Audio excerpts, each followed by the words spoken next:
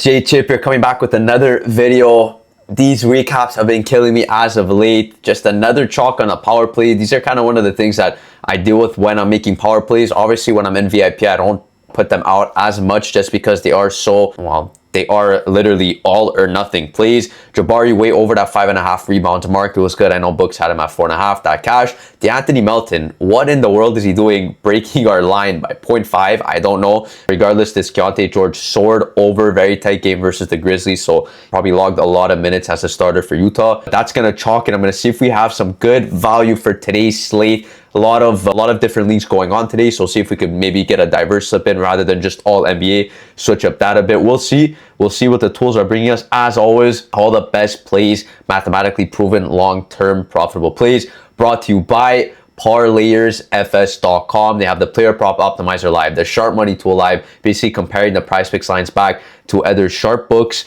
sharp exchanges, peer-to-peer exchanges, and other apps like PrizePicks, so we can always dial in the best value currently up on the PrizePicks board, right? So we could dual wield the optimizer and the sharp money tool as usual. I'm gonna see what they have off the bat, gonna see what I could get in right away, and I'm seeing if the plays that I got in, let me see. And right away, got bumped down to a yellow play. I'm still really liking the spot for Mikal Bridges in this Orlando Magic game. Overs a plus 126 here, as you see, on Novik to go over. So the sharp bettors that are giving this line want to put heavy money on his under, which is the favorite direction. As said by Parlayers, minus 131 across the market. Steady. King's going to be our best point of confidence here at a minus 136 on his under. Really, this over plus 126. So for Mikal Bridges to go for 5 or more rebounds is a plus 126 underdog, which is what we want to be. We want to stay away from that over and go towards his under. It's a play that I just got in my VIP, so I'd be very happy if it is still on the board. It is. Very good news that Towns and Josh Hart are both in the starting lineup. They're both in the starting 5 for the Knicks, so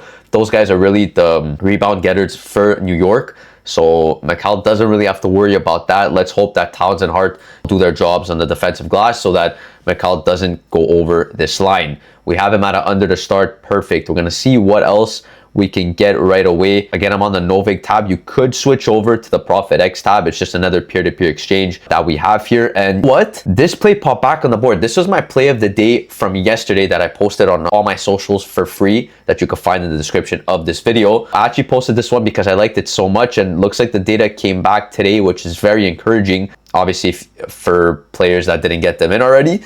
So you just see here at a Pinnacle, he's actually at a 22.5 pass completion line here. So we're getting 2 pass completions discrepancy. Like, much that is when you're setting these lines, the bookmakers have to decide what line he's at. You could see here the rest of the market already has him pretty much priced in at 23.5, which is already a good discrepancy. It's that 1 pass completion from 24.5. Just the fact that we have this 22.5 on a sharp book like Pinnacle is giving me a lot of confidence. You see his overs up underdog, not as heavy, but still plus money to go over this 24.5 mark. And when he is offered at 24.5, also keep an eye out for this.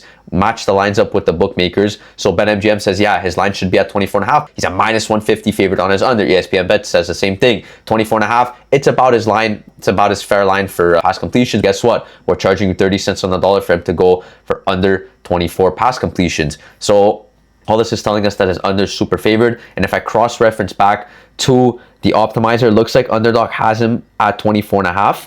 And pick 6 looks like it caught up to the market, has him at 23.5. So actually this pick is still live on PrizePicks. I didn't check underdog. If you guys want to play it there as well, I'd advise to do so because it's one of the better NFL Sunday plays. Let me see. He's still here. Beautiful. I'll check the alternate lines. Nothing crazy. His last 5, if you guys are interested. Yeah, he's pretty much around that 23, 24 mark. Again, this last 5, I guess it's encouraging to see, but would never be a make or break play for me. Like, if they said his favorite was to go over, and there was a lot of juice pushing towards his over 24.5, and he still had this last 5 that was kind of garbage in that regard, then I'd still play the over, because you have to trust the data and the tools long term over just the last 5. Trust me, it's not the way to go. Do you believe that PrizePicks actually wants to help users take their own money from them? That's not how it works. They're a multi-million-dollar company for a reason. It's because they capitalize on things like these cheesy marketing plays that do not even help. If anything, that skews you away from their lines in their favorite direction. So do not look at these last 5. It's all just a marketing ploy. Trust me, it's not the move. You want to focus on tools like these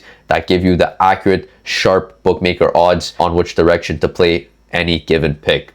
So we have 2 picks already. We're on a quick one. We're on a very quick streak today, which I like. I don't want to spend too much time. So Macau actually got bumped up to a green play, which is good. I mean, I guess it's good for this video. Not good if I have to hurry up here, because if it's a green play, it's going to stay there for long. They might take it off the board completely, which I'm not a fan of, and I hope they don't do.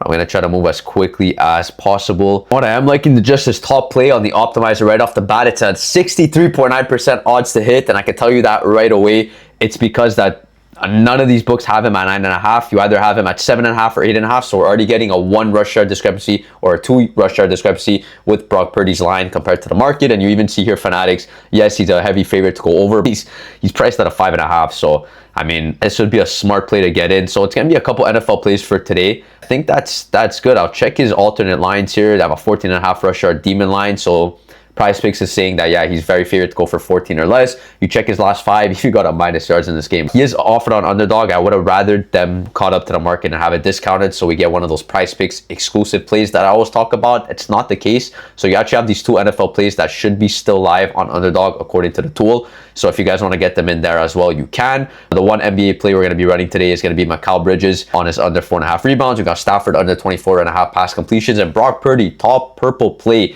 on the tool at the moment with huge discrepancies in the market. He's gonna be our last play under 9.5 rush yards. So I'll get this in. It's another 6x. Obviously, if Macau goes through today, it's gonna have to be settled tomorrow after these 4 p.m. Eastern games. That's gonna wrap up the slip. Obviously, a bit of a cold streak that we really have to catch up on. Again, PrizePicks is so good with the fixed payouts, because once we hit one of these 6-mans or whatever, you pretty much erase 5, right? You erase 5 slips that went red, especially on power plays, and then you can just get all your units back and just continue in the green. And I try to get back in the green with the slip. As always, don't deviate from the strategies, don't deviate from the data of the tools. You guys might be, oh, it's cold or whatever. This is just transparency. It happens. You're not always going to be winning every day. You're not always going to be riding super hot. It happens. You have to roll with the data. Mathematically proven long term, you will come out on top. So with that being said, I'm gonna place the $5 that I get capped to on every slip, or else I'd put more. This is what I'm limited to. I'm gonna put this in. You guys are more than welcome to put more down, and I'll see you in the next one. Have a good one.